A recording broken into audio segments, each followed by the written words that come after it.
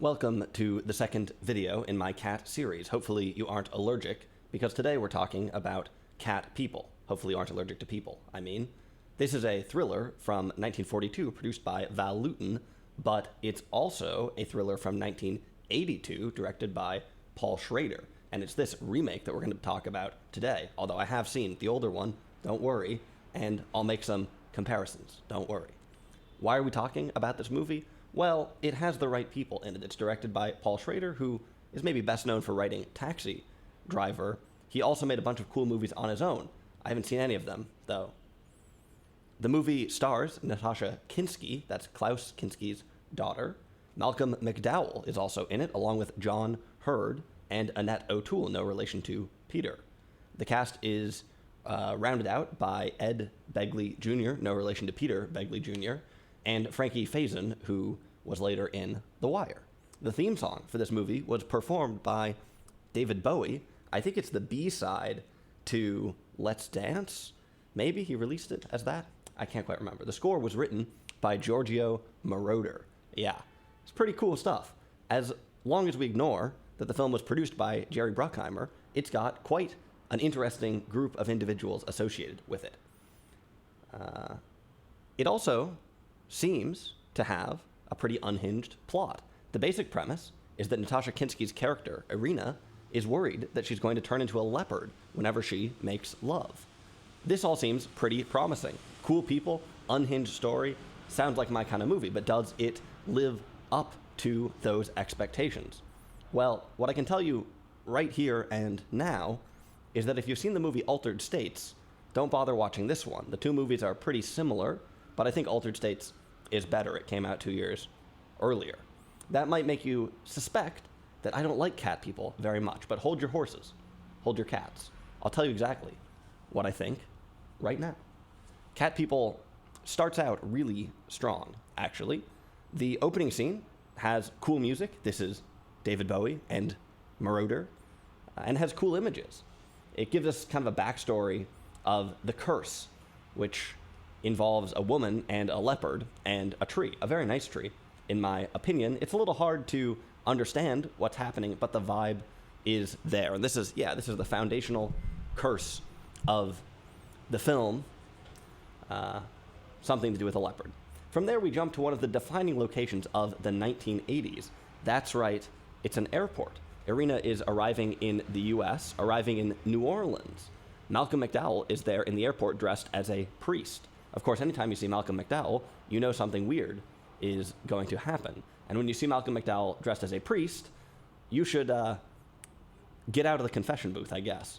I like the way that this first encounter between them is set up, though. You know that McDowell and Kinski have top billing in the movie. Let me say, by the way, really shrewd casting of these two individuals, I think. Like I said, McDowell had this sort of reputation from A Clockwork Orange, from Caligula, of being a bit depraved, I guess. And Natasha Kinski, the daughter of Klaus Kinski, has sort of a lineage of depravity in some ways. This is maybe another thing that contributes to thinking that this is going to be kind of an out there movie. Anyway, these are the two top billed actors, so you would assume they're going to meet at some point. Before I started the movie, I guess I assumed they were going to be romantic interests, but I hadn't really done the math at that point. McDowell is 18 years older than Kinski, and he looks actually a lot older than I had expected. And, of course, he's dressed as a priest. So you think, okay, maybe they will not be romantic interests. There is some dissonance here that's a bit fun. You're not quite clear how exactly things are going to play out. After about 30 seconds of fun, you learn that they are siblings. Now, I'm going to pick up the pace a little bit here, not go through the movie scene by scene. I think one of my main criticisms of the film is that it's uneven. After this cool opening sequence, things quiet down a bit. Irina goes to her brother's house, cool house. She does some sightseeing. There's a murder, to be fair, and there are some interesting motifs, but the movie kind of loses some of its force, I think. We do get an interesting view of New Orleans that isn't too touristy, and this urban sort of setting in the swamp, the zoo, it's interesting. You could read into this setting if you wanted to, I guess. The house that Irina and her brother live in had some interesting statues in it. There's a woman there who's sort of the caretaker of the house named Female. There's an interesting story. Her name, her birth certificate said female, I guess. but she took that as her name, Famale. Kind of a cute story, I guess. Maybe there's something to, there's something about her being in the movie as well, her influence. It's another thing you could read into. In the house, there's some interesting old kind of statues in it. Is this just a horror movie cliche, or is it tradition looking down on them? Is this, again, something we should read into? The role of religion is a bit of a motif in this film. Like I said, McDowell is a priest, so there are some hints of symbolic meaning here and there, but most of these elements didn't really land for me. I said you could read into them, but I'm not going to do that in this review, I guess. I think it's also my solemn responsibility to tell you that this movie has a veneer of bad acting kind of over the whole thing. A film of cheesiness. It's the signature of the 1980s, I guess. I do like the music, though. At least I did until I downloaded the soundtrack and listened to it without the movie, and I thought, well, okay. Cat People is kind of predictable. Of course, I've seen the original, but even if you haven't, you're going to know what's coming in this movie. The movie does a decent job of detouring away from the inevitable. I will give it that. It has twists that are just windy enough to keep things going and to obscure the inevitable a little bit. But you're going to know what's going to happen. I've said some negative things here, so let me balance that out a little bit. One of my favorite things about thrillers or horror movies, which this is one, I guess, is that I think that genre makes use of grammar, film grammar, more conspicuously than any other genre. There are a couple of scenes in this movie, for instance, where someone is walking around at the zoo. A lot of this movie takes place at a zoo, which feels a little bit like a bait and switch, I guess, when you realize it's going to be a zoo movie. But anyway, someone's walking there, and suddenly you get a feeling that something bad is going to happen. Now, music is one of the most obvious ways to give the audience the feeling that something is about to happen, but there's a lot of other subtle tricks that you can get the audience to feel some fear, some suspense. For instance, if you stick some things into the foreground of a scene, you can make it feel like a character is being watched, like someone might lean out from one of these objects. Why do certain camera movements, certain angles, make most adults think, uh-oh? Well, that's the grammar of film. It's an interesting thing. Paul Schrader clearly knows what he's doing on that front, and in general, this is a fairly well put together movie. The cinematography is way above average, especially in a couple of places. One somewhat notable stylistic thing, somewhat conspicuous, is the use of cross-cutting, where we go, for instance, between the leopard at the zoo and Irina in a completely different place. There's some interesting editing that is a bit jarring, and that again creates a little bit of a feeling of dissonance where we're tacking away from the formula a little bit. So this is a horror movie, I guess. Is it scary? I would say not really, even adjusting for 1982, which was a while ago. This movie isn't really that intense or that wild. There are a couple of jump scares, I guess. One of them is a nice homage to the original film, The Luton Bus. There's some gore and a couple of pretty cool transformations. There's also one cool dream sequence that's a little bit more interesting than some of the other stylistic elements in the film. The special effects in the movie aren't bad. They actually credit someone prominently in the opening titles for certain effect sequences, and you can see why this person got a prominent billing.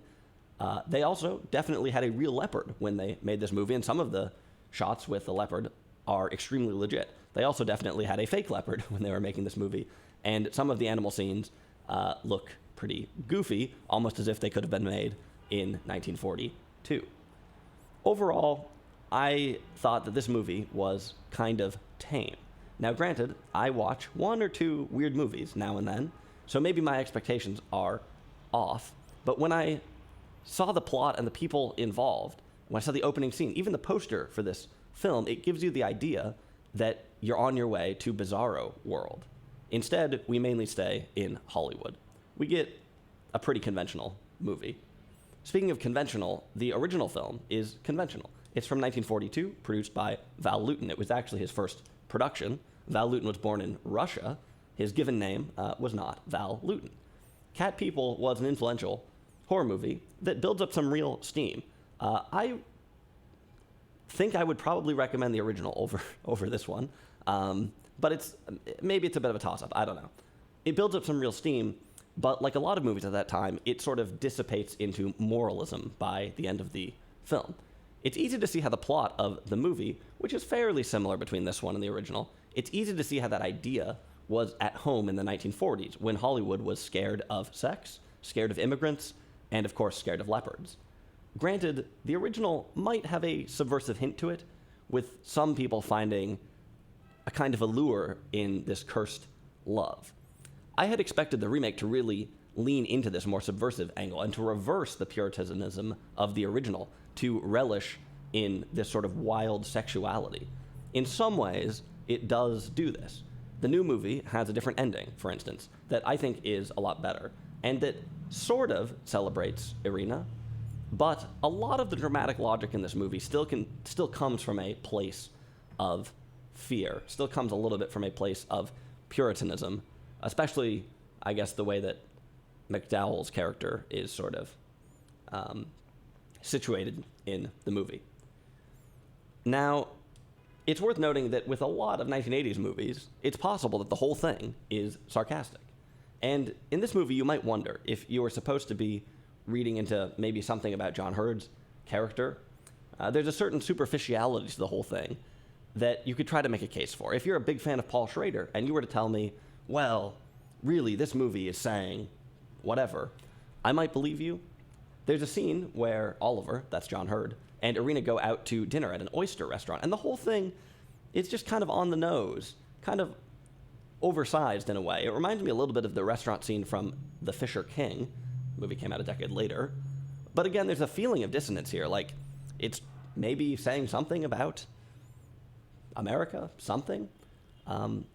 Like there might be a satirical undercurrent, I guess. But it's all really vague, and I don't feel like the film exactly has an intellectual focal point. I don't know. If you think I'm being unfair, let me know. There are some more explicit moments in the film. There are some jokes, for instance, like at one point, it is mentioned that the zoo takes its leopards to a dentist that also treats people. Okay, it's funnier in the movie. You had to be there. Like I said, kind of in the beginning, more than anything, I think that Cat People is just a bit uneven. There are some nice moments, but there are also some like really weak points. There's a couple scenes that are almost amateur seeming. As a horror movie, it's fine. It's a bit slow at times, but towards the end, it is pretty engaging, I think. There are some huge plot holes. It's not exactly rigorous. It's not exactly a clock work, but the end is pretty nice. And there is some cool style. It definitely seems like Paul Schrader has some kind of vision, but it also, I think, I don't know, to me it felt like maybe he's holding back a little bit. He's sticking to conventions a little bit for some reason, and like there was a lot that he could have done with the camera that he didn't. Like I said, we get one dream sequence, we get the opening, it's kind of cool. I'm not saying the movie has to be wild exactly, but it is fairly conventional. And ultimately, I think it pales in comparison to something like Altered States, which is way more unhinged. Of course, being unhinged is not the only thing that matters, but I think that movie is also more subtle and more interesting. And of course, if you just went 1 year forward from Cat People, you could be watching Videodrome instead. I'd like to catch a few more Paul Schrader movies before offering any big verdict. But of course, first, we have to continue with the Cat series. If you have any cool ideas for Cat movies, let me know what they are down below.